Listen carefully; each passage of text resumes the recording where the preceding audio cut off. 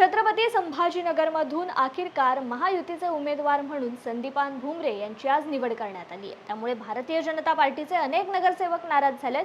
2 दिवसापूर्वी स्तंभपूजन झाल्यानंतर संदीपान भुमरे यांची उमेदवारी जाहीर होणार असं निश्चित झालं होतं, मात्र अधिकृतरित्या घोषणा बाकी होती। दरम्यान भारतीय जनता पार्टीच्या 10 नगरसेवकांनी संदीपान भुमरे यांच्या नावाला विरोध केला होता, तरी देखील भुमरे यांच्या नावावर शिक्कामोर्तब करण्यात आलाय। आता येणाऱ्या काळामध्ये मात्र भारतीय जनता पार्टी संदीपान भुमरे यांना विजय करण्यासाठी तन मन धन लावून काम करेल हे पाहणे आता तेवढंच महत्त्वाचं ठरणार आहे। छत्रपती संभाजीनगरचा महायुतीचा तिढा आज सुटलेला आपल्याला दिसून आलं।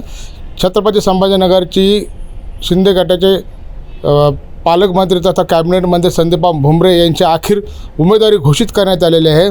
अनेक दिवसापासूनचा हा वाद जो चालू होता, हा वाद आता कुठं संपल्याचं आपल्याला दिसून येत आहे।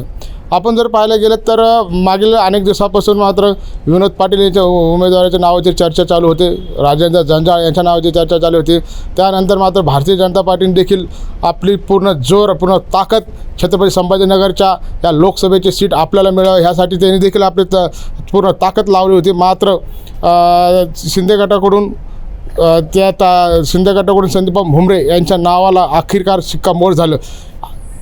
मात्र आता ही जी उमेदवारी यांची जाहीर झाली, भारतीय जनता पार्टी मात्र कुठेतरी नाराज झालेली आहे। काल परवाच मात्र भारतीय जनता पार्टीच्या माजी 10 नगरसेवकांनी संदीपान भुमरे यांना विरोध दर्शवला आहे।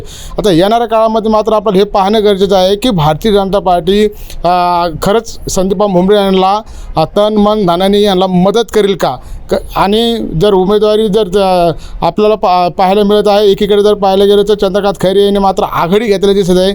आता छत्रपती संभाजीनगरमध्ये खऱ्या अर्थाने इम्तियाज जलील, चंद्रकांत खैरे आणि संदीपान भुमरे अशी तिहेरी लढत आपल्याला पाहायला मिळणार आहे।